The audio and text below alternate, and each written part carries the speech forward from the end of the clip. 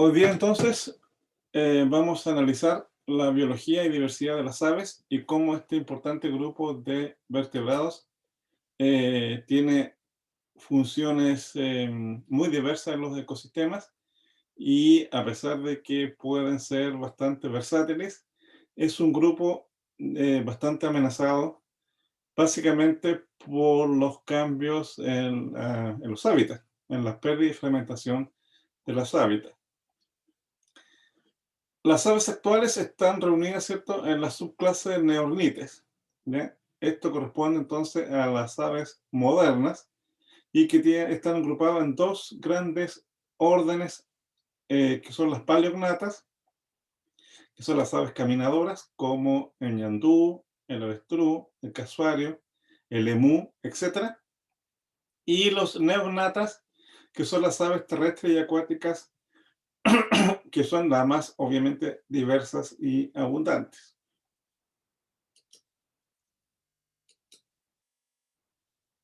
Las aves evolucionan a partir de los reptiles del tronco, ¿cierto?, de los saurisquios y dan origen entonces a dos subclases: la subclase Archaeornites o aves antiguas.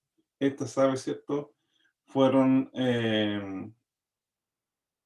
relativamente diversas y abundantes en el Jurásico, pero posteriormente, ¿cierto?, se extinguieron. A partir de los Archaeornites evolucionan los Neornites o las aves modernas, que están reunidos, ¿cierto?, en dos o tres grandes superorden: las odontonatos, que fueron las aves del terror, aves que digamos de gran tamaño, carnívoras, ¿ya? Em, las paleognatas, que son las aves caminadoras, terrestres, ¿ya? Adaptados, ¿cierto?, a la caminata o a las carreras, son aves de pradera, ¿ya? Y las neognatas, que son el grupo, ¿cierto?, más evolucionado,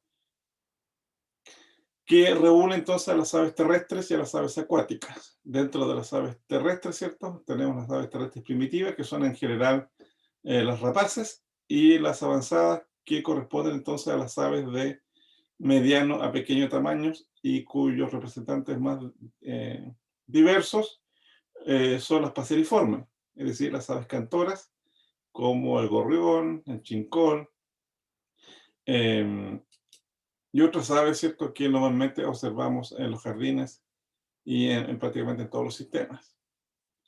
Después tenemos, ¿cierto?, las aves acuáticas, cuyo grupo, ¿cierto?, de las anseriformes, donde están los patos, gansos y otras aves acuáticas, son las más abundantes y diversas, ¿ya? Las aves son animales endotermo y cuya actividad es principalmente diurna. Son, digamos, dentro de los grupos de vertebrados, aquellas aves, ¿cierto?, que pueden ser más fácilmente observadas en todos los sistemas, incluso en el patio de la escuela, ¿ya? Por lo tanto, entonces, es muy fácil realizar actividades pedagógicas con ellas, ¿cierto? Es muy fácil realizar estudios científicos con ellas, porque son, digamos, fácilmente asequibles y o capturables, ¿cierto?, por su actividad diurna.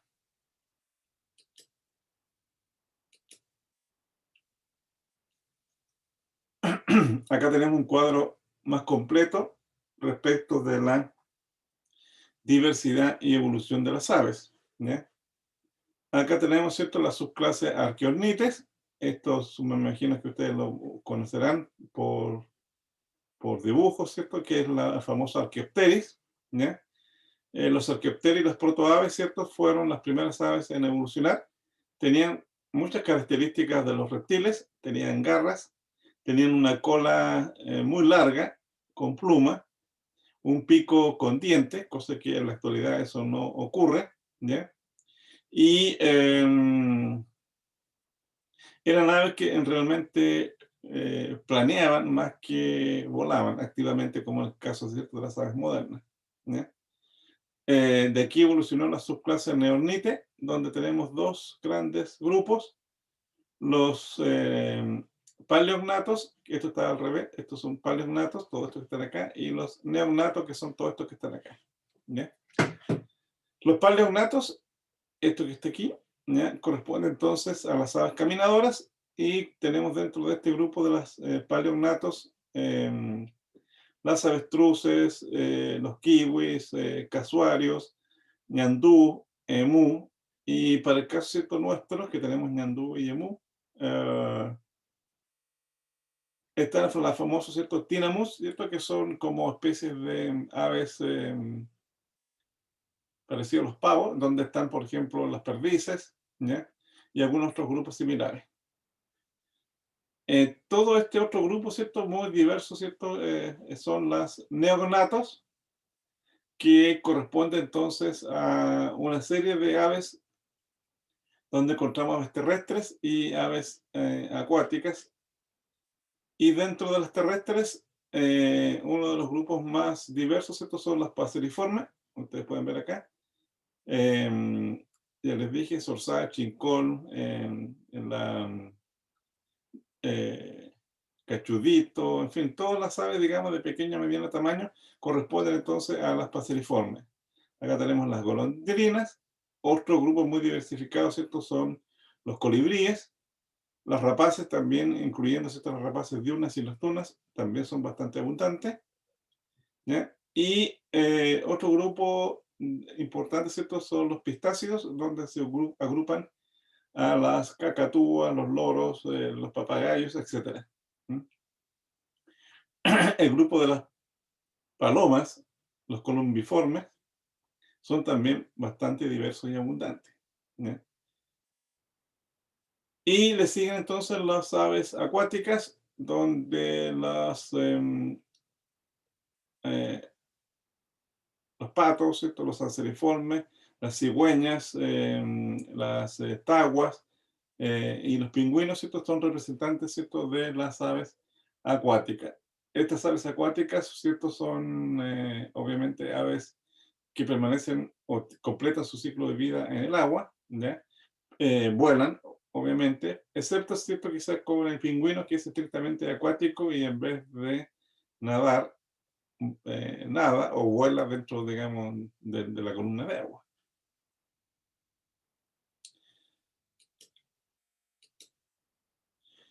¿Qué es lo que es un ave? Bueno, las aves, ¿cierto? Son vertebrados bastante especializados, muy conspicuos, y una de las características principales, ¿cierto? Es que tienen el cuerpo cubierto de plumas, ¿ya? Aunque, como vamos a ver más adelante, esta no es una característica netamente de las aves, sino que lo comparten con otro grupo. Pero en las aves modernas, todo el cuerpo, ¿cierto? Está cubierto de pluma, y todo el diseño corporal del ave está adaptado, ¿cierto? A la función de volar a través, ¿cierto? De los miembros anteriores, que es un brazo, ¿ya? Que está cubierto con un tegumento especial, que son las plumas remera o las plumas, ¿cierto? Primarias, ¿ya? Fíjense ustedes el detalle, ¿cierto? Corporal de una ave moderna, como una paloma, ¿cierto? Con una ave, ¿cierto? Antigua, como es el Archaeopteryx. El Profe, Archaeopteryx, sí, dime. pregunta cortita. El kiwi no tiene plumas, ¿cierto? ¿Sería como una excepción? El kiwi, todas las aves tienen plumas, incluyendo el pingüino. O sea, te que estoy mirando fotos del kiwi y es como que fueran pelos, de hecho. Sí, de hecho también en el caso de los pingüinos, pareciera que tuviera pelo, pero no, son plumas muy finas, Mm. eh, que están muy apretadas y constituyen, digamos, pero es un folículo plumoso, ¿ya? Ah, ya, vale, vale. Es O una, sea, no hay excepciones. no, no hay excepciones, Vale. ¿ya? Las plumas adquieren muchas características, las vamos a ver enseguida. Fíjense ustedes acá que aquí tenemos, ¿cierto? El diseño de una ave primitiva. Lo primero, ¿cierto? Que, que llama la atención, ¿cierto? Es su larga cola, ¿ya? Aquí tienen vértebras caudales, ¿cierto? A lo largo de toda la cola del animal. En cambio, en las aves modernas, ¿cierto? La cola con vértebras no existe, solamente existe un hueso, ¿cierto? El pigostilo, y la cola, ¿cierto? Es reemplazada por las plumas timoneras, ¿ya? La cintura pélvica es de tipo saurisquia, realmente un poco larga, ¿cierto? Para sostener los músculos, ¿sí? Para, en realidad para la caminata y no para el vuelo, cosa que es reemplazada, ¿cierto? También en el caso de las aves modernas. El ala anterior termina en garras, lo cual evidencia, ¿cierto?, de que esta es una extremidad con un brazo, ¿ya? Que fue modificada por la evolución, ¿cierto?, para planear, ¿ya? Pero tiene garras, digamos. Y ustedes pueden también apreciar que la cintura torácica es relativamente pequeña, en cambio las aves modernas, ¿cierto? Estos huesos, ¿cierto?, de la cintura pélvica desarrollan, ¿cierto?, una quilla grande que viene, ¿cierto?, a ser el asentamiento, ¿cierto?, de los músculos del vuelo y que es la típica pechuga que nosotros consumimos, ¿ya?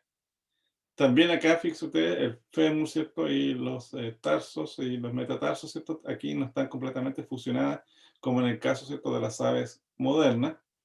Y además, ¿cierto?, tenía un cráneo relativamente grande, eh, muy pesado, y que además, ¿cierto?, tenía dientes, cosa que las aves modernas los pierden.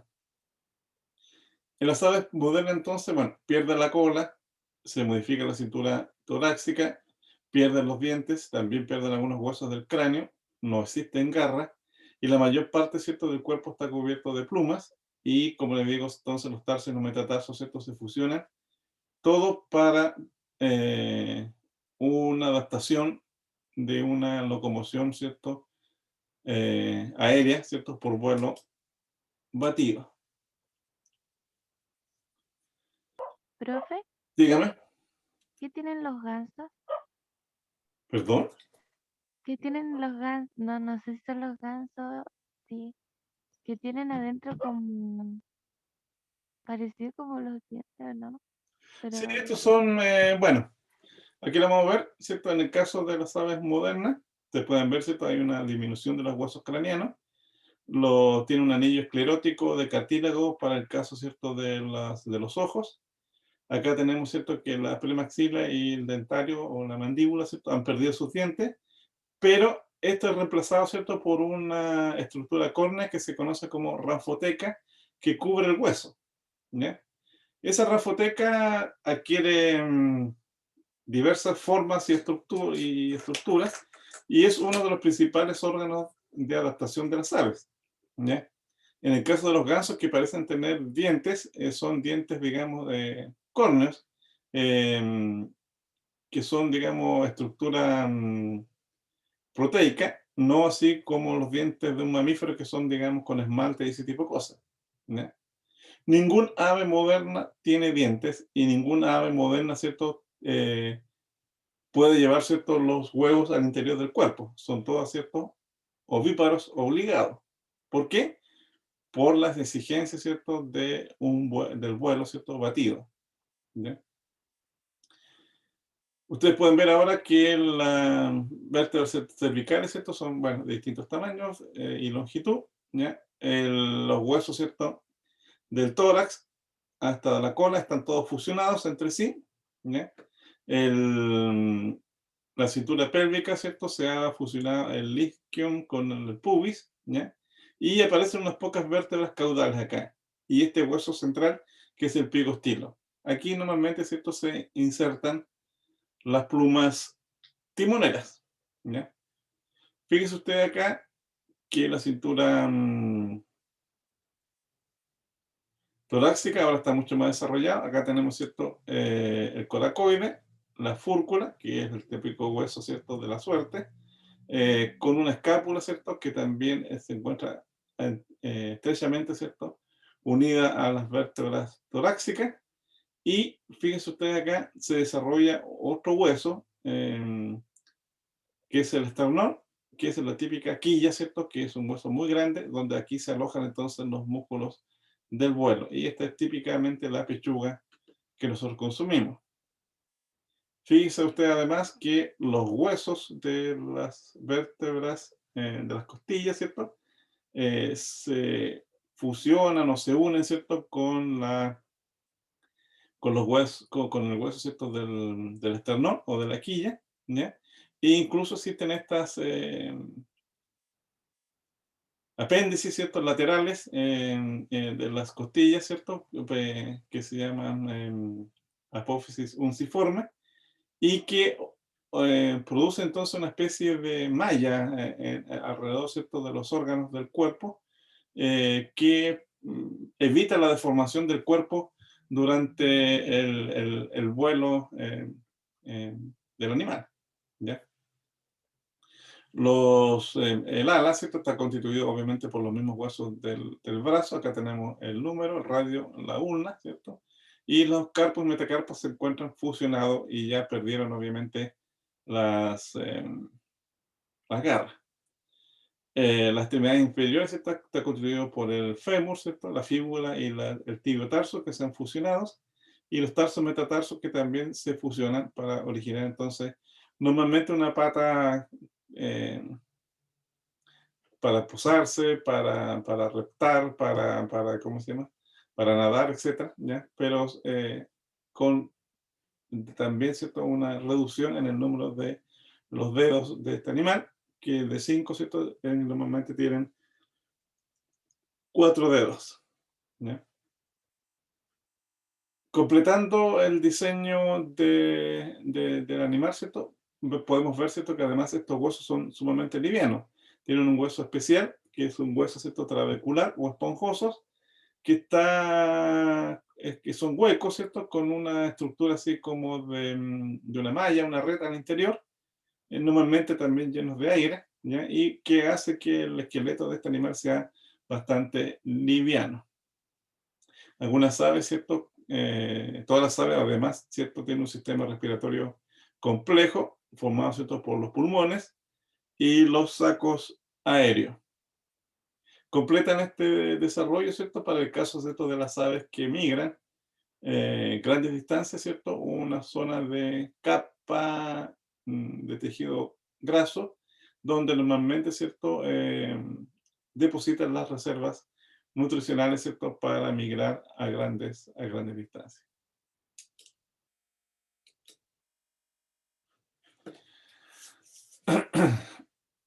Las aves son animales muy versátiles y a pesar de que uno pudiera considerar que no tienen las estructuras como muy especializadas, sus principales adaptaciones, ¿cierto? A los distintos ambientes donde ellos habitan y, y a las distintas dietas con las cuales, ¿cierto? Se alimenta, corresponden ciertas modificaciones del pico del ave y de la ranfoteca, ¿ya?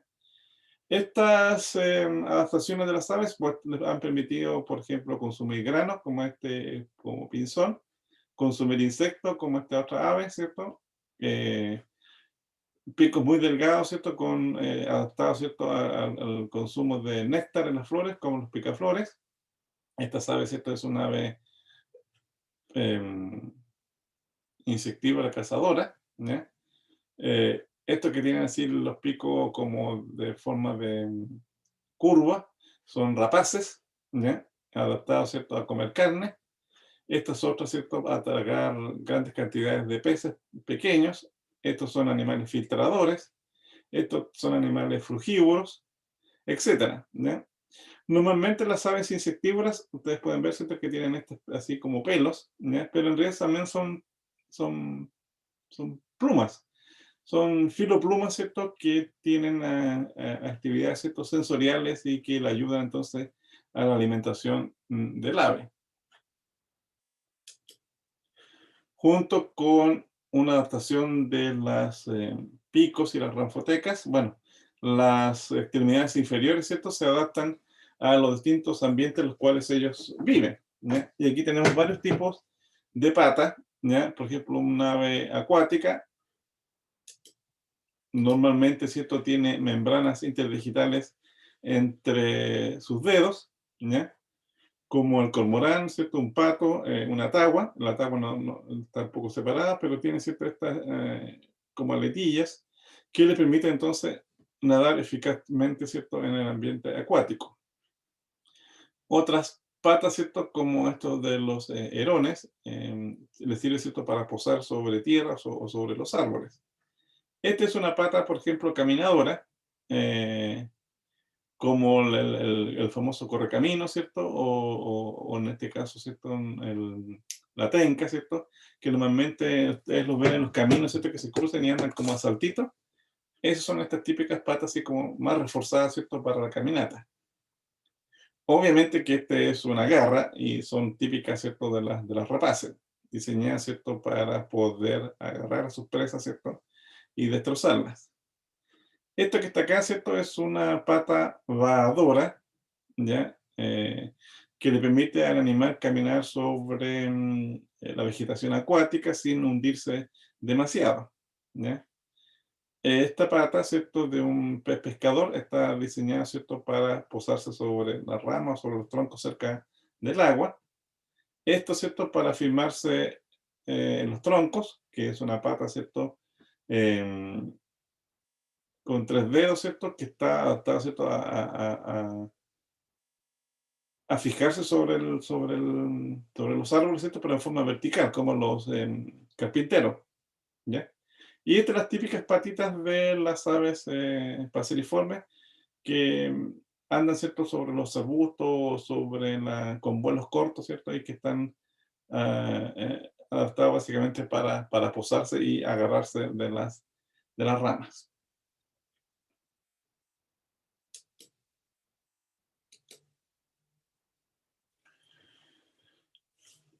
Vemos acá entonces, completando el diseño corporal de las aves, ¿cierto?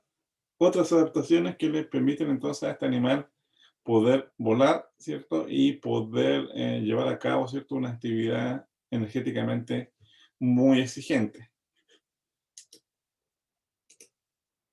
Como les mencionaba, ¿cierto? Pierden los dientes, ¿cierto? Obviamente en el caso, ¿cierto? De las mandíbulas y las maxilas.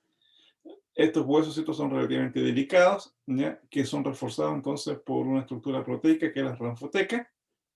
Los huesos del cráneo, ¿cierto? También han perdido varios elementos. Se caracterizan por una órbita ocular relativamente grande, rodeada, ¿cierto? Por un anillo esclerótico, ¿ya? En el caso, fíjense ustedes, de la cintura torácica, aquí vemos, ¿cierto? La escápula, ¿cierto? El coracoide, ¿ya? Y más abajo, ¿cierto? El esternón. Estos huesos, ¿cierto? Están diseñados, ¿cierto? Para alojar a los músculos del vuelo, que son dos. Este que está aquí, que es el supracoracoide, ¿ya? Es el músculo que permite levantar el ala, ¿ya? Es como cuando ustedes levantan el brazo y tienen ese movimiento. Y este otro músculo, ¿cierto? Que es el pectoralis, que está unido, ¿cierto? Fuertemente al húmero, ¿ya?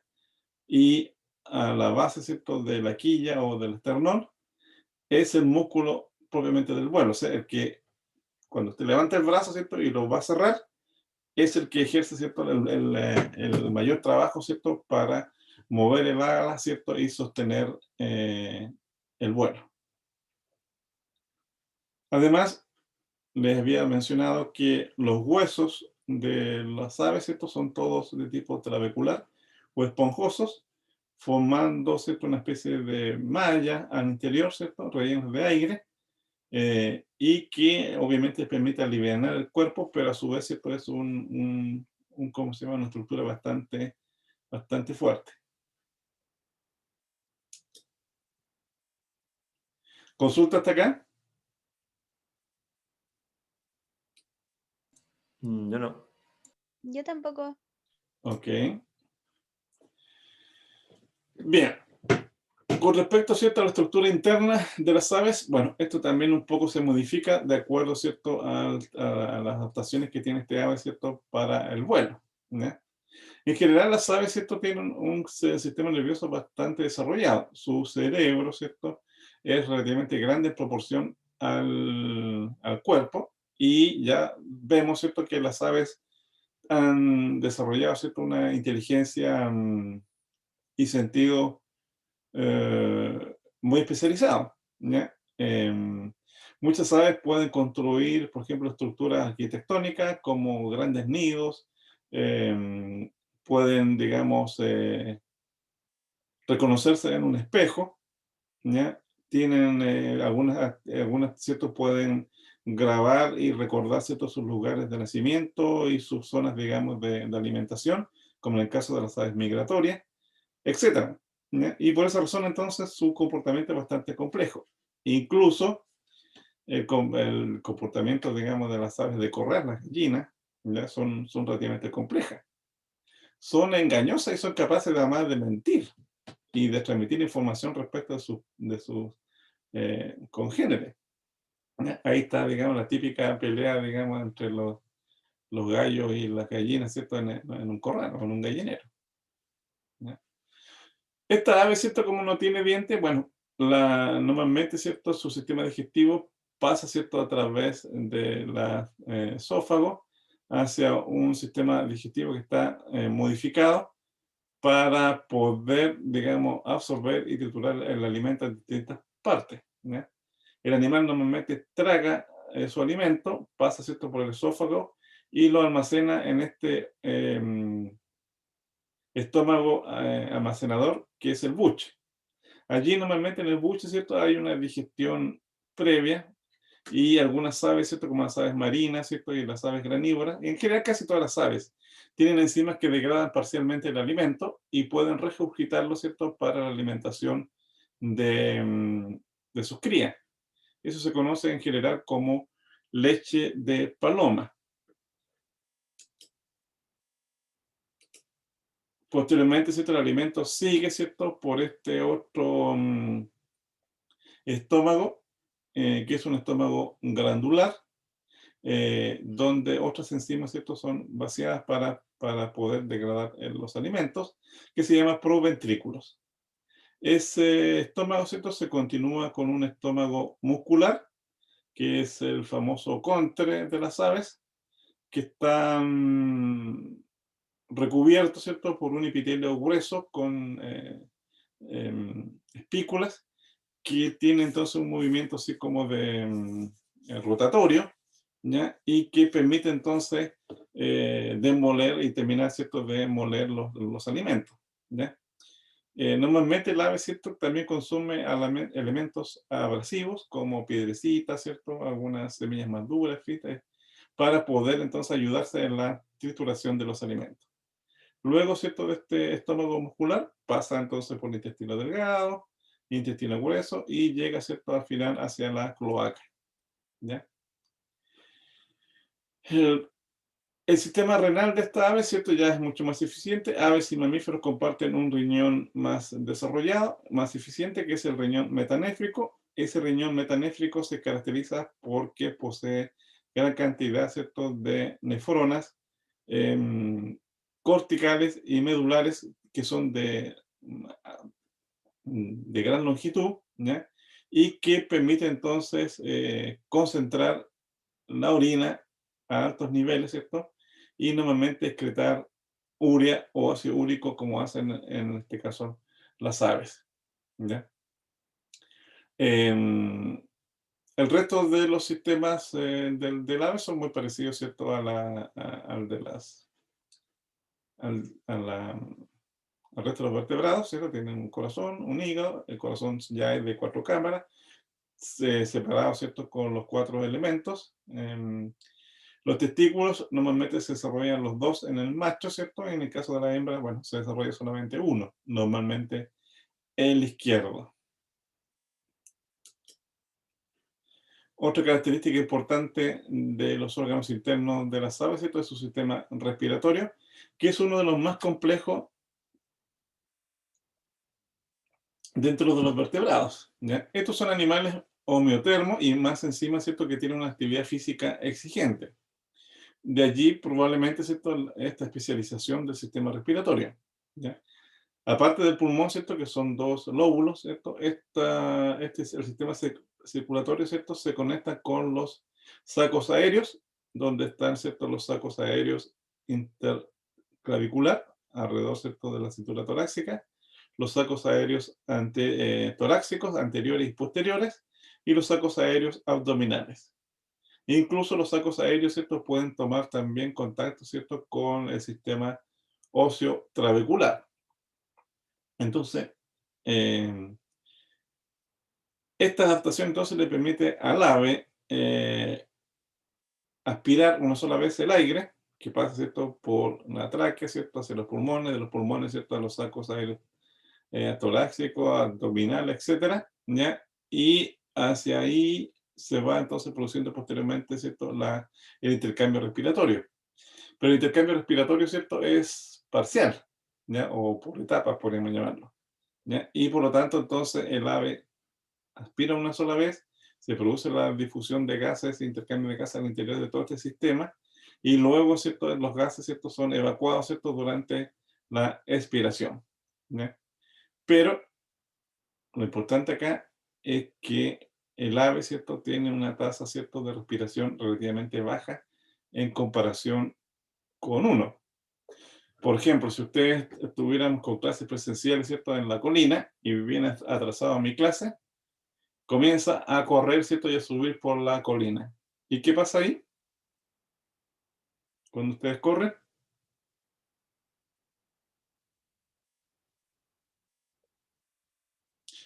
¿no han corrido nunca? Aumenta el flujo pulmonar, la Aumenta, respiración. ¿cierto?, la frecuencia respiratoria, aumenta, ¿cierto?, el flujo respiratorio, uno comienza a respirar más rápidamente, ¿ya?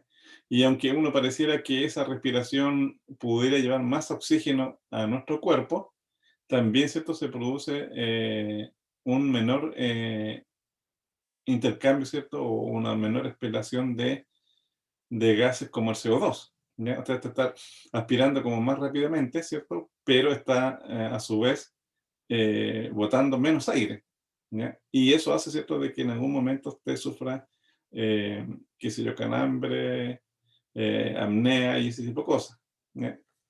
Estos pajarracos, no, po. Tienen una actividad física importante, exigente, pero respiran, ¿cierto?, rítmicamente, ¿cierto? Y con todo este sistema, ¿cierto?, los intercambios, ¿cierto?, son adecuados, ¿cierto?, para mantener o meternos, ¿cierto?, el intercambio respiratorio. Es lo mismo que los atletas. Los atletas, ¿cierto?, tienen una capacidad respiratoria muy desarrollada y ellos cuando están corriendo o saltando, lo que sea, ellos tienen, digamos, un sistema, aprenden, digamos, a respirar rítmicamente, ¿cierto? Y evacuar completamente el aire, ¿cierto?, para evitar ese tipo de problemas. Bueno, las aves hacen eso de forma natural. Todas las aves, ¿cierto?, son, como les mencionaba anteriormente, ovíparas, es decir, son estrictamente ovíparas porque no hay ninguna ave que pueda llevar, ¿cierto?, su huevo al interior del cuerpo. Por lo tanto, entonces, lo colocan en el ambiente y normalmente, ¿cierto?, tienen conductas de cuidado, ¿cierto?, de estos huevos, ¿ya? Su sistema reproductivo, ¿cierto?, está formado, ¿cierto?, en el caso de los machos, por dos testículos. Esos se conectan, ¿cierto?, con un conducto único, ¿cierto?, que desembocan, sin embargo, ¿cierto?, en la cloaca. Las aves, ¿cierto?, no tienen órganos copuladores, excepto, ¿cierto?, quizás las ratitas, ¿cierto?, que las aves terrestres de gran tamaño, ¿ya? Pero todo el resto de las aves no tienen órganos copuladores, ¿cierto? Y normalmente acercan, perdón, la cloaca a la zona, digamos, para fecundar los huevos. En el caso de las hembras, solamente uno de los ovarios, ¿cierto?, se desarrolla y tiene actividad vitalogénica, es decir, de producir, digamos, huevos, ¿ya? Normalmente, ¿cierto?, estos huevos, ¿cierto?, son formados entonces al interior de los ovarios. Uy. En los ovarios, entonces, el huevo, ¿cierto?, es liberado, ¿cierto?, con el ovocito, ¿cierto?, que está al interior acá, que es normalmente, ¿cierto?, una mancha más blanca que que corresponde realmente al embrión, ¿ya? El resto, todo esto, ¿cierto?, que se ve como amarillo, son proteínas, normalmente vitelos, que son sustancias nutricionales que permiten el desarrollo del embrión. Yo no sé, cuando ustedes han freído un huevo, ¿cierto?, ven así en la yema, ¿cierto?, un punto más blanquito. Ese punto blanquito normalmente corresponde al embrión, ¿ya? El huevo pasa entonces a través del oviducto, la parte, ¿cierto?, del útero del huevo, se le van añadiendo, ¿cierto?, entonces el resto, ¿cierto?, de la clara, las cáscaras, etcétera, ¿ya? Y llega entonces a la zona de evacuación, que se conoce, ¿cierto?, como útero, ¿ya? Y que se conoce también como glándula de la concha, que se secreta en forma semisólida, y posteriormente sale el huevo, ¿cierto?, que en contacto con el aire, ¿cierto?, se solidifica, ¿ya? Las aves pueden poner gran cantidad de huevos a pesar de que solamente tienen desarrollado un solo ovario, ¿ya? Las explicaciones por qué se desarrolla un solo ovario y no los dos, básicamente tienen que ver, ¿cierto?, con el diseño del cuerpo, ¿cierto?, y reducir el peso del animal para el vuelo.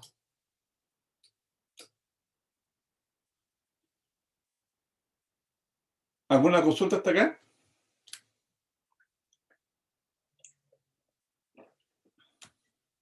Yo no. Ok. Bueno, otra característica importante, ¿cierto?, de las aves es su tegumento.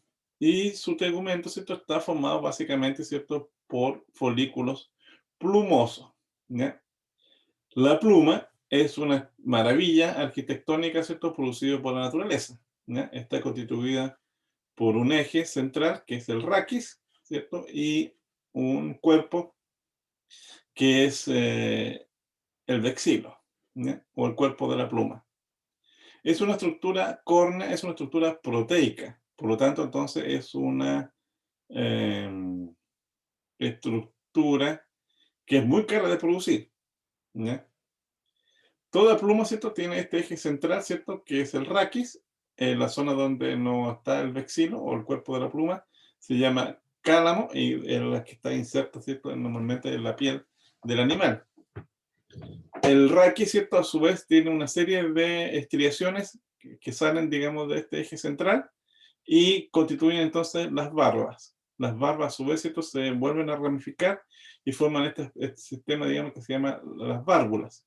Y las bárbulas entre sí, ¿cierto?, tienen estas estructuras mucho más pequeñas que son unos ganchos, ¿ya? Por lo tanto, entonces, la estructura de una pluma es una estructura liviana, pero muy resistente, ¿ya? Cualquiera que haya matado un pajarito, ¿cierto?, con una onda en el tiempo infantil, se habrá dado cuenta, ¿cierto?, de que en las aves a veces pueden resistir, digamos, un ondazo, ¿ya? Porque la pluma, digamos, a pesar de que es muy liviana, es una estructura muy, muy resistente, ¿ya? Y ese diseño, ¿cierto?, entre otras cosas, son los que están, digamos, basados, por ejemplo, en los chalecos antibalas modernos, ¿ya?, que están construidos, ¿cierto?, por una serie de fibras que hace, digamos, que se imbrican entre ellas y que permite entonces reducir el impacto, por ejemplo, de una bala. Considera además, ¿cierto?, que una pluma es una estructura que no solamente le otorga, ¿cierto?, protección al ave, sino que también, ¿cierto?, regulación de la temperatura, y que puede usarlo, digamos, en distintos climas, como en el caso de las aves migratorias. Las aves migratorias, ¿cierto?, viajan de polo a polo, ¿ya?, y no se cambian de ropa. Tienen las mismas plumas, ¿cierto?, y que resiste, ¿cierto?, todas las inclemencias del tiempo por los cuales atraviesa, ¿cierto?, este animal. Hay muchos tipos de plumas y en realidad, ¿cierto?, es otro tipo de adaptación de las aves, ¿ya? Tenemos, ¿cierto?, esta pluma más larga, ¿cierto?, y normalmente, ¿cierto?, asimétrica, que son las plumas remeras, que sirven para remar o para volar, ¿ya? Tenemos esa estructura un poco más suave, ¿cierto?, simétricas, que son las rectrices o las plumas coberteras, ¿ya? Después tenemos, ¿cierto?, estas semiplumas, que son plumas más finas, ¿ya?, que normalmente sirven como plumas, ¿cierto?, de termorregulatoria, al igual que las plumas de contorno, ¿ya? Tenemos entonces también, ¿cierto?, estas otras plumas, que es una filopluma, que normalmente, ¿cierto?, son plumas sensoriales o que ayudan, ¿cierto?, a la alimentación. Y estas, ¿cierto?, que se llaman cerdas, que tienen funciones ornamentales. Y por último, ¿cierto?, tenemos esta pluma que se denomina plumón, que es una pluma sin una estructura central, sin el raquis, ¿cierto?, y que se ramifica de un vástago relativamente pequeño y que son funciones termorregulatorias, ¿ya? Todos los pichones tienen estas plumas, digamos, de plumón y son también muy abundantes, ¿cierto?, de las aves acuáticas. Por esas aves acuáticas, ¿cierto? Y parecen que tuvieran, digamos, pelo en vez de pluma. ¿Cuál era el ave que me dijiste que tenía, que parecía que tenía pelo? El kiwi, ya. No, pero pueden tener estos plumones, ¿ya? Las aves acuáticas tienen gran cantidad, ¿cierto?, de plumones porque les permite entonces el aislamiento de temperatura, ¿cierto? Y la repelación, ¿cierto?, del agua, ¿ya? Son plumas Profesor, muy cerradas, ¿ya? Sí, dígame. entonces, pero las aves pueden presentar más de un tipo de pluma, Sí, por ¿o no? supuesto. Las plumas remeras están en las alas, las plumas, ¿cierto?, estas plumas semipluma y de contorno están en el resto del cuerpo, las plumas, digamos, de plumón pueden estar mucho más abajo y tienen más de una pluma, ¿ya? Las cerdas, ¿ya? Estas filoplumas normalmente se encuentran en la zona de la boca. Las cerdas, ¿cierto?, se encuentran normalmente en la cabeza, ¿cierto? Y son los típicos como copete y cosas que tienen algunas aves, ¿ya? Y si las Aunque, pierden, ¿le vuelven a crecer? exactamente, ¿ya? Solamente alrededor, ¿cierto?, de las patas, que tienen escamas, es el único lugar donde normalmente las aves, perdón, no tienen pluma, ¿ya? Pero a pesar de que la pluma es una estructura muy importante para el ave, ¿ya? No todo el cuerpo está cubierto con plumas, ¿ya? Aquí vemos, ¿cierto?, estas como estriaciones que tenemos acá, que son los folículos plumosos, ¿ya? Pero dentro de los folículos plumosos existen zonas, digamos, sin pluma. Esas zonas sin pluma, ¿cierto?, se conocen como apterios y las zonas donde salen estos folículos plumosos se denominan terilos, ¿ya? Eh, pero estos son básicamente para las plumas, digamos, de rectrices o las plumas, ¿cierto?, coberteras. Pero por esa pluma, digamos, por el resto de la piel, tienen estas famosas plumas de plumones, ¿cierto?, que son como pelitos.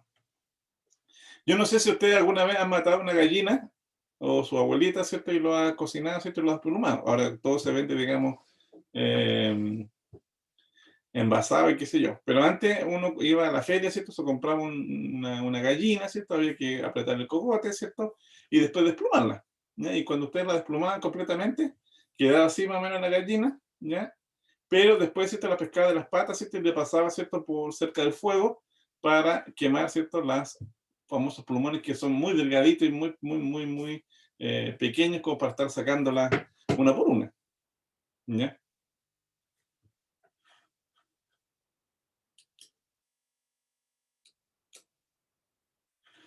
Las plumas son muy importantes, ¿cierto?, para el ave. Tienen una serie de funciones de las cuales dependen de ellas. Y las plumas, ¿cierto?, pueden cambiarse, ¿cierto?, periódicamente, cosa que se denomina muda, ¿ya? Normalmente, ¿cierto?, las mudas corresponden a un periodo, digamos, en primavera, digamos, y con hartos nutrientes, porque las plumas son, ¿cómo se llama?, caras de producir, son proteínas, ¿ya? Y normalmente entonces la muda corresponde entonces a una renovación parcial de las plumas, ¿ya? Y en algún momento, ¿cierto?, el ave pareciera como si estuviera chasconeado, porque van cambiando, ¿cierto?, las plumas paulatinamente, no pierden todas las plumas, así como en el caso de una culebra, ¿cierto?, que saca toda su muda, ¿cierto?, y la deja, y las aves no, la van cambiando paulatinamente, ¿ya? Y como es una estructura cara, normalmente esto recicla las proteínas de las plumas y después de ahí las van perdiendo, ¿ya? Aún así, un ave, digamos, tiene que consumir gran cantidad de alimentos, ¿cierto? Para reponer sus plumas. Por esa razón, las cuidan, las peinan, las limpian, les sacan los parásitos, se bañan, ¿ya? Y cuidan las plumas como si fuera su propia ropa. Y ustedes ya pueden darse cuenta también que las plumas no solamente protegen y cubren el cuerpo, también, ¿cierto? Sirven, digamos, de identidad, por ejemplo, de especies, porque todas las aves, ¿cierto? Tienen plumas coloridas, ¿ya? Los machos, hay dimorfismo sexual, los machos son más coloridos que las hembras. Las plumas sirven, digamos, para la termorregulación, etcétera, etcétera. Tienen muchas funciones que vamos a ir viendo ahora. Bien, ¿cómo se originaron las plumas? Se pensaba, ¿cierto?, que las plumas era una característica netamente, digamos, de las aves modernas, pero ustedes ya saben, ¿cierto?, que las aves están muy emparentadas con los reptiles, ¿ya? Aún así, la estructura, ¿cierto?, es completamente diferente de una pluma, ¿cierto?, de una escama de un reptil, ¿ya? Y estas dos fotos muestran entonces la diferencia entre una pluma que nace, ¿cierto?, de un folículo plumoso, es decir, de una vaina, ¿ya? Y que tiene una estructura ramificada en relación, ¿cierto?, a esta estructura de una escama de un reptil, Blay, que nace, ¿cierto?, con una, o que están unidas, ¿cierto?, superficialmente al tegumento y que son estructuras también de queratina, ¿cierto?, pero de mucho menos imbricadas, ¿cierto?, y más simple de producir que en el caso de una pluma, ¿ya?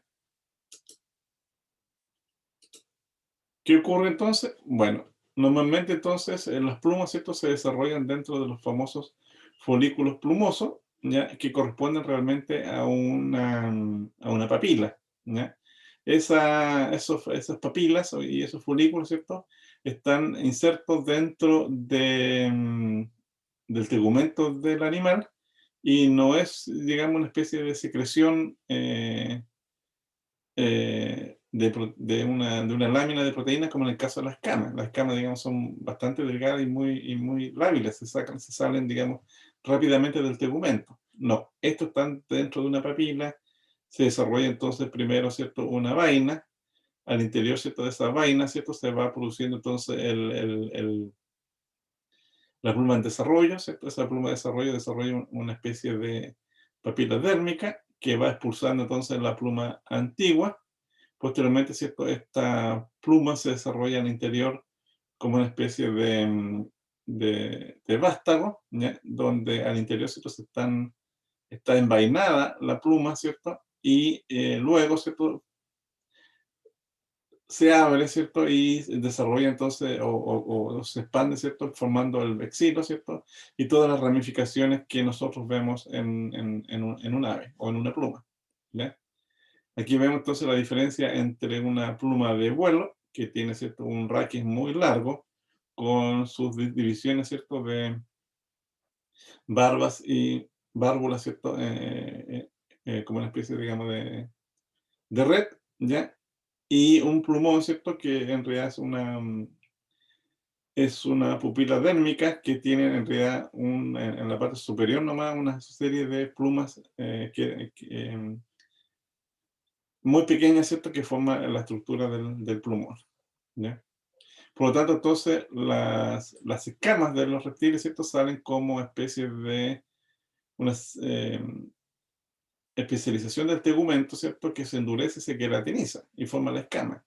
Pero la pluma nace, ¿cierto?, al interior del tegumento, en una papila dérmica, al interior, ¿cierto?, del tegumento, que desarrolla una vaina, y esa vaina, a su vez, ¿cierto?, está formando, se está desarrollando con sus ejes y con un sistema, digamos, que tiene, digamos, una conexión, ¿cierto?, con el sistema circulatorio, porque al interior, ¿cierto?, de este eje, normalmente, ¿cierto?, hay sangre, ¿cierto?, para llevar las proteínas que forman entonces la estructura de la pluma.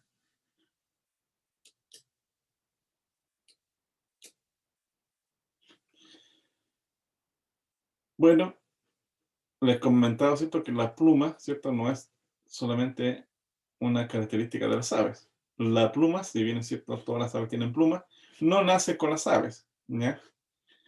Las plumas evolucionaron tempranamente en los reptiles, ¿cierto? Y dio origen, por un lado, ¿cierto?, a los dinosaurios emplumados, e incluso el tiranosaurio Rex, ¿cierto?, nuestro amigo carnívoro, tenían plumas, ¿cierto?, los polluelos, ¿ya? O sea, perdón, las crías del tiranosaurio, ¿ya? Y la pluma, de alguna manera, ¿cierto?, fue conservada, modificada y evolucionada, ¿cierto?, en los arqueópteros, que obviamente tenían plumas, ¿ya?, en las alas, en el cuerpo, ¿cierto?, en las colas, otros dinosaurios, ¿cierto?, emplumados, ¿cierto? Y obviamente, ¿cierto?, fue la característica que mejor se adaptó a las aves modernas, ¿ya?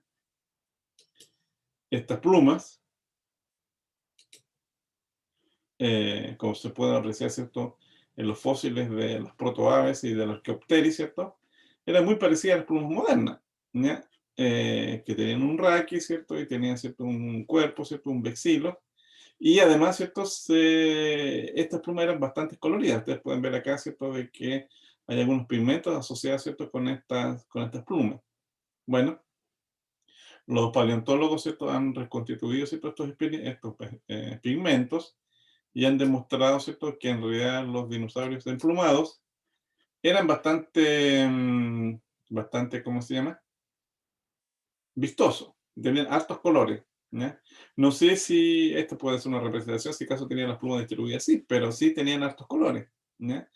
Y probablemente, ¿cierto?, esos colores les permitía al ave, a estos reptiles, a estos dinosaurios emplumados, camuflarse, tener identificación, digamos, específica, dimorfismo sexual, etcétera, ¿ya? Por lo tanto, entonces, las plumas em, tenían varias funciones, pero ningún dinosaurio que yo sepa, si no es con excepción, ¿cierto?, de los pterodáctilos, voló o volaba, ¿ya? ¿Para qué entonces le sirvieron las plumas a estos dinosaurios? La teoría más aceptada, ¿cierto?, es que las plumas evolucionaron como un mecanismo, ¿cierto?, de termorregulación, de aislamiento del cuerpo, y que fue evolucionado y adaptado por las aves modernas para convertirse, ¿cierto?, en un animal endotermo. Es decir, a través, ¿cierto?, del aislamiento del cuerpo, las aves, ¿cierto?, pueden termorregular, y con su metabolismo, entonces, mantener una temperatura constante de actividad, y eso le dio la ventaja evolutiva en relación a los otros dinosaurios, ¿cierto?, emplumados, en los cuales no evolucionaron la endotermia. Entonces, las funciones, ¿cierto?, de las plumas primitivas, lo más probable, ¿cierto?, es que evolucionaron como mecanismos de aislamiento térmico, ¿ya? También podría haber evolucionado como un sistema de repulsión del agua. En el caso, ¿cierto?, de las aves acuáticas, las plumas están tan juntas, ¿cierto?, y tan apretadas que es difícil del agua que penetre, ¿ya? Aún así, las aves acuáticas, ¿cierto?, tienen una glándula sebácea en la zona de la cola, y que normalmente, ¿cierto?, ellos lubrican, ¿cierto?, las plumas, ¿cierto?, y la impermeabilizan con esa grasa. Las plumas sirven también como cortejo y camuflajes, ¿ya?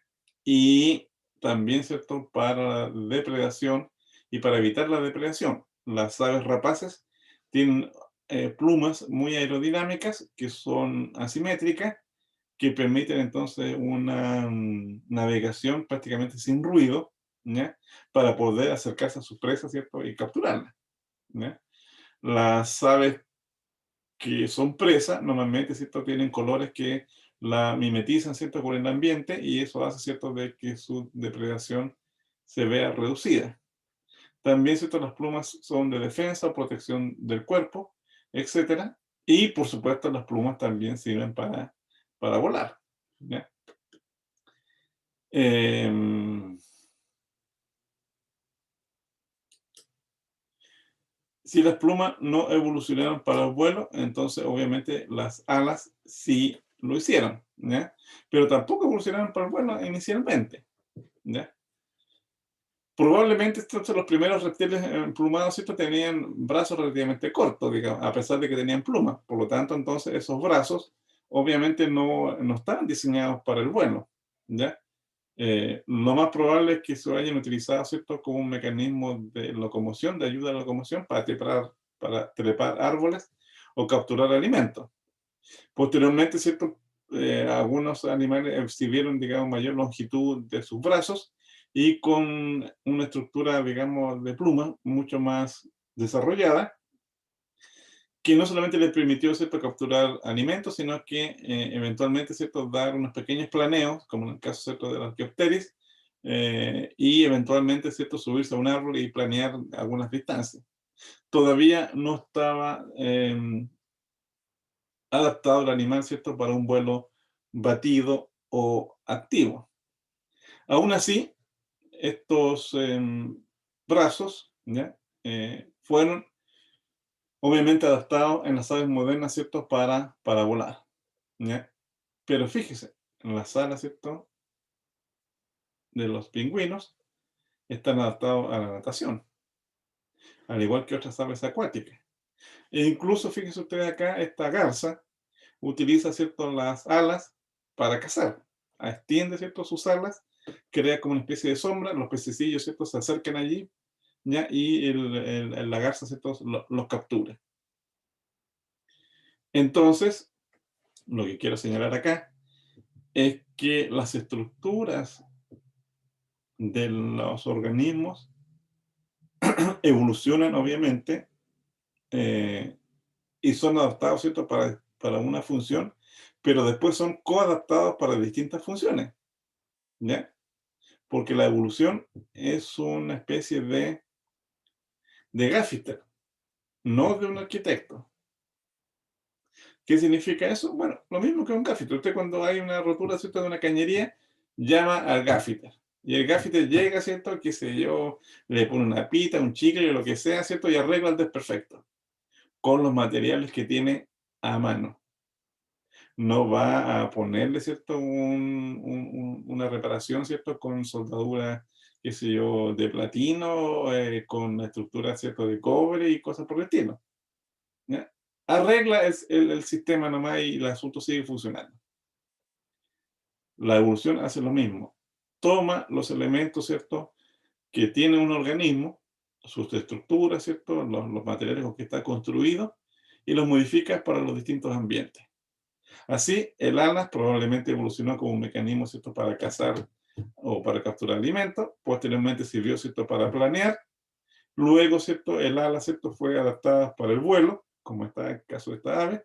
Pero también la misma ala, ¿cierto?, servía, ¿cierto?, para nadar.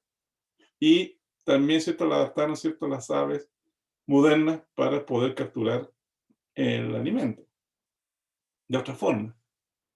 Entonces, las alas, digamos, o cualquier estructura biológica, ¿cierto?, tiene probablemente un origen, pero la evolución lo puede adaptar a distintas funciones.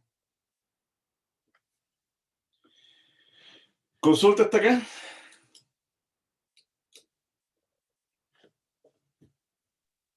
Yo no. No, profe. Ok, Profe, yo tengo una. dime. ¿Sí me escucho? Un poco bajo te escucho. El problema de mi computador, perdón. No te preocupes, dime. La mía va relacionado, por ejemplo, el cisne de cuello negro, por ejemplo. Me Ujú. gustaría saber si es que las plumas que tienen en el cuello cumplen alguna otra función, aparte de darle ese color característico.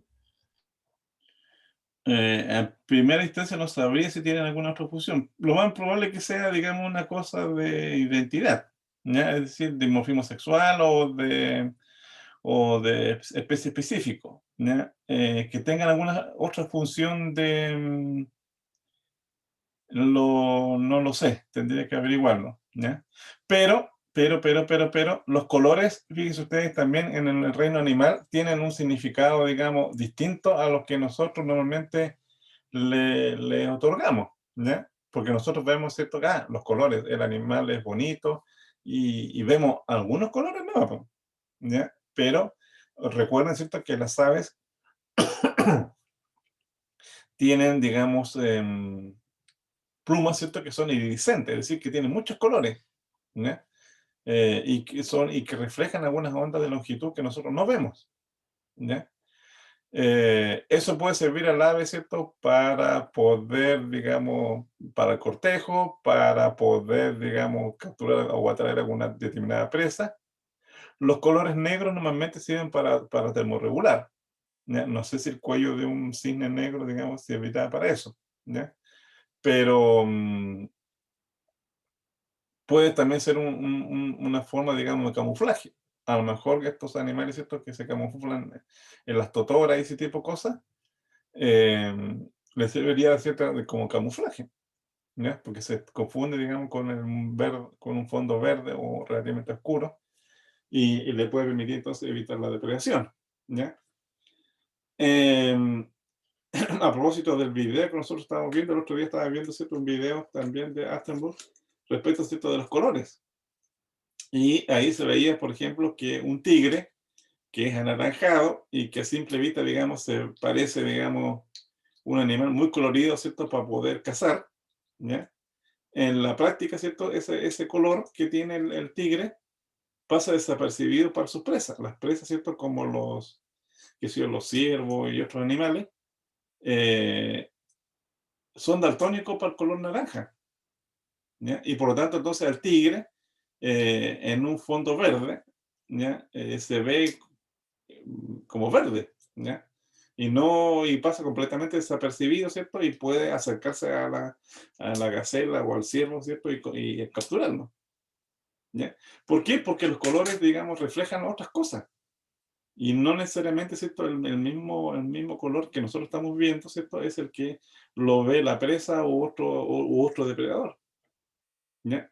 Entonces se veía, ¿cierto? A través de una cámara que filtraba entonces el color naranja, que el tigre, ¿cierto? En un ambiente verde prácticamente no se ve.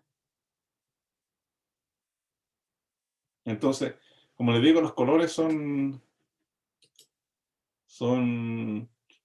digamos, muchas otras funciones independientes, digamos, de las que nosotros le asignamos. ¿Para qué decir, digamos, otro aspecto como el infrarrojo, ultravioleta y otras cosas que utilizan los animales para comunicarse? Comunicación también puede ser una función. Bien, ¿alguna otra consulta?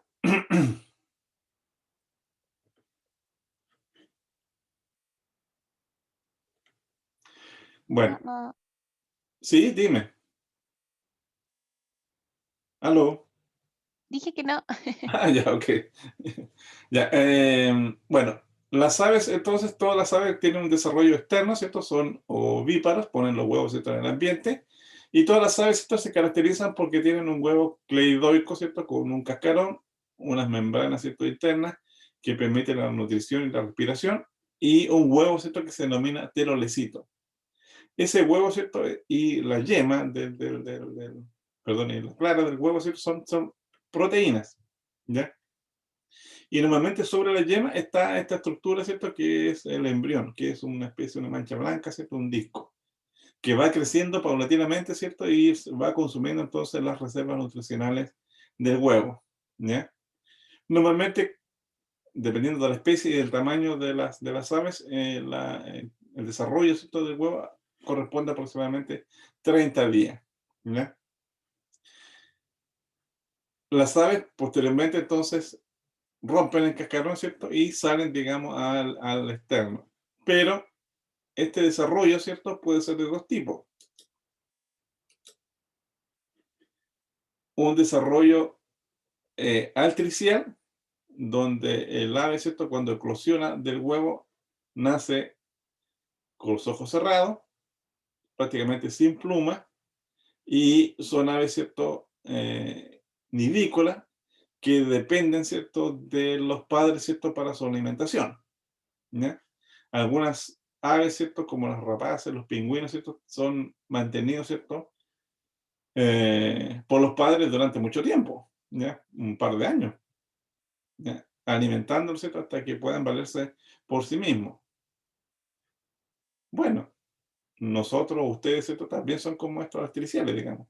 Todavía dependen de los papás, ¿cierto? Para su completo desarrollo y llegar, ¿cierto? Terminar los estudios, ¿cierto? Y convertirse en una persona independiente. En cambio, las aves precociales nacen, ¿cierto? Con pluma, con los ojos abiertos y con conductas alimentarias, y se denominan también aves nidífugas, porque rápidamente, ¿cierto? Abandonan el nido, ¿ya? Y no regresan, ¿ya? Porque hay unos personas que abandonan el nido, pero después regresan con señora, hijo y fin, qué sé yo, todo el resto, digamos, de la cosa. Estas dos estrategias de desarrollo de las aves. Sí, dime, Carla. Profesor, ¿Mm? o sea, en mi casa, ¿Mm? antes, cuando vivía con mamá, tiene una crianza muy grande de gallinas y ¿Ya? pavos. Entonces Ya. llegaba el tiempo en que tenían que empollar los huevitos con ¿Mm? cierta cantidad, pero pasaba que no todos alcanzaban a nacer ¿Ya? y quedaban huevitos ¿Mm? y se sentían pesaditos y todo así como si tuvieran un pollito o algo adentro, Sí, pero en correcto. realidad ese huevo nunca salía. ¿Por qué quedaban así? ¿En qué parte como del proceso del desarrollo en el huevo quedan como que no logran seguir adelante y no logran hacer? Porque, por ejemplo, no habían tenido ningún golpe, nada, porque les tenían como un gallinero específico para las gallinas que iban a ser mamá, con cada una con su cosita y todo eso, pero siempre habían huevitos que nunca nacían. Mm. Bueno, no sé qué Entonces etapa siempre que podrían pasaba. tener, digamos, pero normalmente lo más crítico para el desarrollo de los huevos, como es, digamos, una apuesta, digamos, externa, es la temperatura, ¿ya? Las aves, ¿cierto? Tienen que abrigar los huevos, ¿cierto? O protegerlos, digamos, de una radiación excesiva. Si los huevos en ese gallinero estaban, digamos, no sé, al aire libre, recibía la radiación directa, probablemente entonces los huevos como que se cocieron algunos, ¿ya? O a su vez, ¿cierto? Si estaban muy cubiertos y eran días fríos, probablemente algunos por las temperaturas bajas, solamente algunos pudieron eclosionar, ¿ya? Y el otro problema, una vez que eclosionan, es la alimentación de los pollos, ¿ya? Los pollos son muy exigentes y va a depender entonces de un compromiso, digamos, de los padres de poder alimentarlo, ¿ya? Si la alimentación de los padres, ¿cierto? Es dificultada, ¿cierto? Por ejemplo, por actividades humanas o porque el alimento que consumían ya está más distante, entonces el gasto energético de los padres para alimentarlos se hace mayor. Y por lo tanto, entonces, algunos pollos resisten y otros no. Y así la naturaleza, digamos, va seleccionando aquellos que pueden, digamos, sobrevivir en las actuales condiciones. Hay muchas variables eso, pero la temperatura y la disponibilidad de alimentos son las dos variables que ¿cómo se llama? Que más influyen, digamos, en la eclosión exitosa de los huevos. También depende también de la madre, ¿ya? Hay algunas madres que son medias primerizas y como que se olvidan de ir a incubar o de alimentar a los pollos y mueren, pues, ¿ya? Eso ocurre mucho con los pavos también. Los pavos estos son, tal como dice el dicho, pavo. Entonces, como que se olvidan, son medios torpes, quiebran los huevos. Incluso cuando nacen, si los pollitos son muy ágiles, de repente como que los pueden confundir, los picotean, ¿ya? Sobre todo si uno mezcla huevos, digamos, de gallinas con los pavos, digamos, ¿no? Que también lo hacen a veces las personas, digamos, en los gallineros domésticos. Nos pasó que nosotros combinamos huevos de pavo con huevos de gallina, Ujú. Sí, pues eso se hace también. por temas de que, por ejemplo, se murió la mamá que estaba empollando en este caso los huevitos de pavo. Mm, Entonces pasamos los huevitos de pavo a la gallina ¿ya? y la gallina se quedó con los huevos hasta que salieron, pero lo bueno es que nunca hizo un desconocimiento de los huevitos y los tomó como de guía. Sí. Por ejemplo, por ejemplo, ahí en este caso, al menos en mi casa, siempre en el tema del alimento, cuando salían se preparaba, por ejemplo, no se les daba maíz entero, se Ujú. les daba verdura y se les daban como otro tipo de alimentos como esa almilla o no me acuerdo cómo se llama. Correcto, sí, no, sí, las aves son bastante, ¿cómo se llama? Buenas mamás, ¿ya? Incluso hay algunas aves que son como parásitos y hay varios de ellos que donde la mamá va a poner el huevo, ¿cierto?, en el nido de otra especie y lo deja ahí. Y ese ave, ¿cierto?, que es como un parásito y normalmente, ¿cierto?, el pájaro de esa especie lo reconoce como su propio hijo y lo sigue alimentando y normalmente crece mucho más rápido y es más grande que los polluelos. Incluso los polluelos de su misma especie a veces mueren, pero la mamá, ¿cierto?, sigue alimentando normalmente al polluelo más grande, ¿ya? Esa es una estrategia de como de parasitismo de los nidos, digamos, por otra especie de ave. Eso también ocurre, ¿ya? Mm. Y es bastante frecuente en las aves. Gracias, profe. ¿Ok? Bueno, ¿cuáles son las funciones ecológicas de las aves? Las aves son muy importantes porque, bueno, algunas son vectores de enfermedades. Tenemos, ¿cierto?, la gripe aviar. Las aves dispersan semillas y son, digamos, excelentes polinizadores, ¿ya? Las aves tienen un servicio ecosistema importante que es el control de los insectos. La cantidad de insectos que remueven es mucho más eficiente que los insecticidas, por ejemplo, ¿ya? Muchas aves son ingenieros ecosistémicos porque cavan, ¿cierto?, los troncos, construyen nidos, a veces aves también construyen, digamos, nidos en el suelo, etc. Son un recurso natural porque desde muy antiguo, ¿cierto?, las aves nos han proporcionado plumas, carne y huevos, ¿cierto?, para la alimentación humana.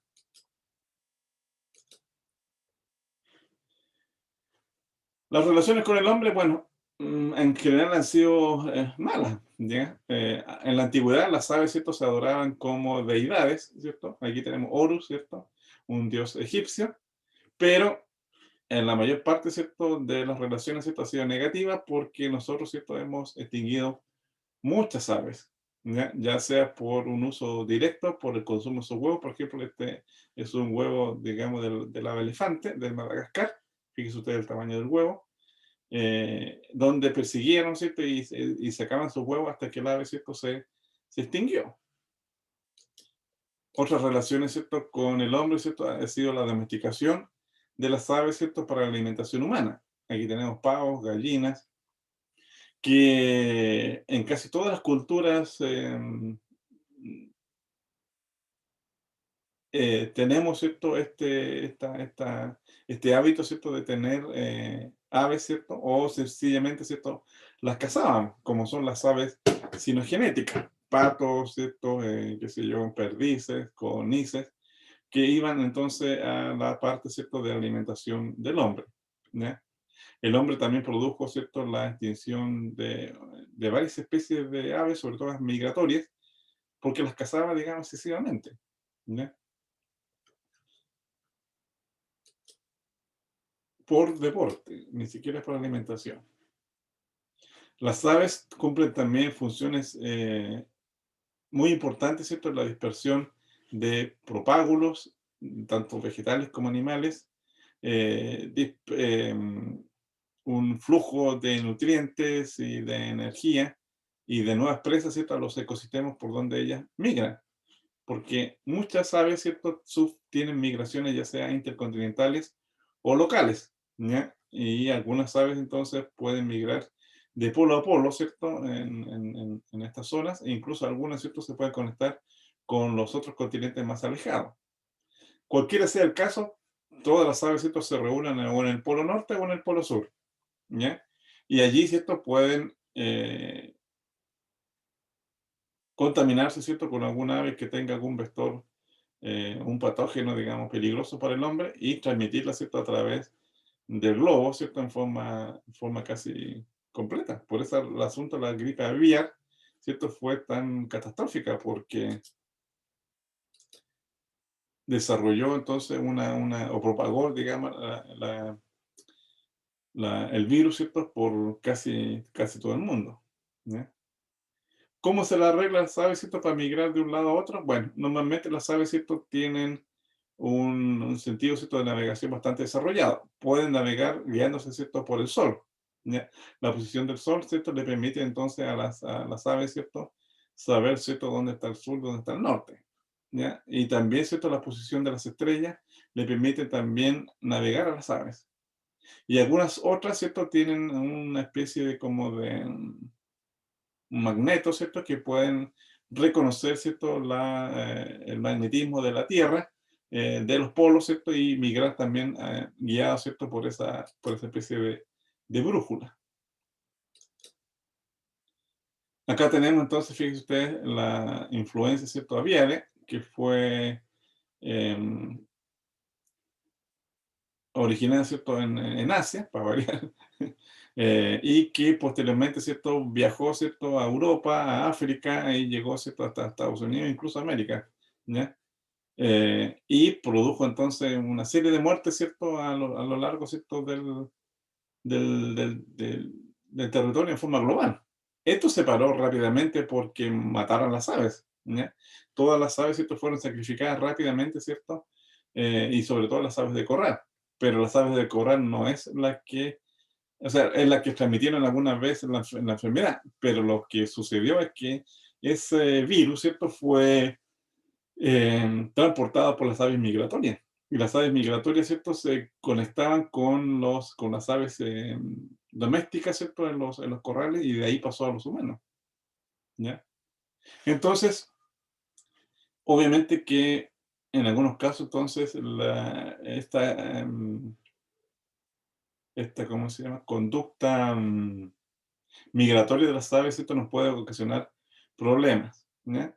Pero el problema, ¿cierto?, no es básicamente las aves, sino que son el hombre, ¿cierto?, que destruye sus ecosistemas, y por lo tanto las aves se acercan a los ecosistemas humanos. Y por último, ¿cierto?, que algunos de estos virus, ¿cierto?, nacen en la confluencia entre animales domésticos y animales, digamos, silvestres. Y por lo tanto, entonces, su control, digamos, podría ser relativamente fácil de detectar, ¿cierto? Si se estuvieran, digamos, controlando, por ejemplo, ¿cómo se llama esto? No, los criaderos, digamos, de aves domésticas. Ahora se controlan, digamos, ¿ya?, periódicamente, pero antes no lo hacían, ¿ya? Bueno, las aves también, ¿cierto?, tienen varias relaciones con el hombre, como son animales, digamos, vistosos, que se pueden observar a simple vista, tienen bellos colores, etcétera, ¿ya? Hay una actividad creciente, ¿cierto?, de la observación de aves o de turismo de intereses especiales, donde no solamente van a observarlos, sino que los fotografían, ¿cierto?, los registran, y hay gente, ¿cierto?, que se dedica a viajar por el mundo, ¿cierto?, para ir registrando, ¿cierto?, observando, ¿cierto?, distintas especies de aves en distintas partes y tiempos del mundo, ¿ya? Y eso abre entonces una industria de la observación de aves o aviturismo que mueve millones de dólares, ¿ya? En Europa y Estados Unidos eso es así. Acá en Chile, digamos, está recién partiendo, pero aún así entonces tenemos festivales de aves y ese tipo de cosas. Bueno, acá tenemos el ejemplo de la diversidad de aves terrestres. Aquí tenemos, ¿cierto?, de las Quepteris, las paleognatas, ¿cierto?, representado acá por el avestruz, ¿cierto?, sus pollitos, aves marinas, ¿cierto?, como las feniformes, los pingüinos, y las rapaces, ¿cierto?, como este cernícalo. En general, las aves terrestres nativas en Chile, ¿cierto?, hay aproximadamente entre 300 a 400 especies, dependiendo de los autores, ¿ya? La mayor cantidad, ¿cierto?, o diversidad de especies está en la zona de la Puna, después en el desierto costero, en la zona mediterránea, ¿ya?, y en la estepa patagónica. Como las aves, ¿cierto?, pueden obviamente volar, ¿cierto?, y trasladarse a grandes distancias, el endemismo, ¿cierto?, en el caso de las aves es bajo, ¿ya? Nosotros tenemos como 6 especies endémicas. Todas las demás, ¿cierto?, son nativas. Tenemos también muchas especies migratorias. Acá tenemos un ejemplar, ¿cierto?, de aves terrestres nativas, como la gallina ciega, Caprimul rongirostre, ¿cierto?, la plasta, que también tiene problemas de conservación porque la gente los mata porque considera que es una ave extraña, ya que supuestamente da augurio, digamos, de mala suerte.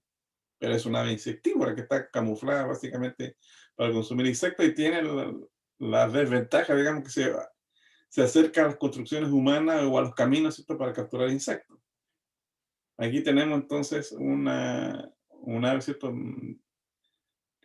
que es considerada, digamos, una ave bastante hermosa en Chile, que es el siete colores, uno de los que tiene mayores adeptos para ir a observarla y fotografiarla. Tachuris rubrigrasta, el siete colores, que es una ave de humedal.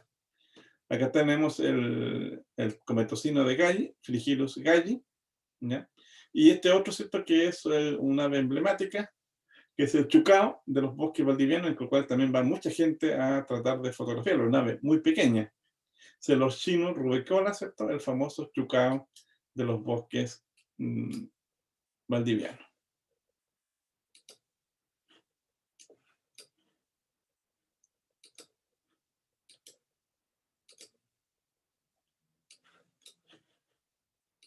Bien, jóvenes.